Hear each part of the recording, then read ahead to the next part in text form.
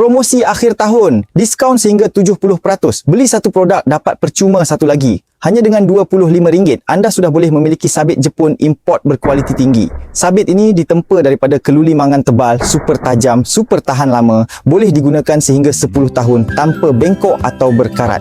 Sama ada untuk memotong rumput, tebas semak, cantas dahan atau potong pokok kecil, semuanya boleh selesai dengan beberapa hayunan sahaja, menjimatkan masa dan tenaga, tetapi hiu kuah sangat tinggi. Pemegang besi panjang, genggaman kukuh, anti gelincir, sangat selamat digunakan dan sesuai untuk semua peringkat umur.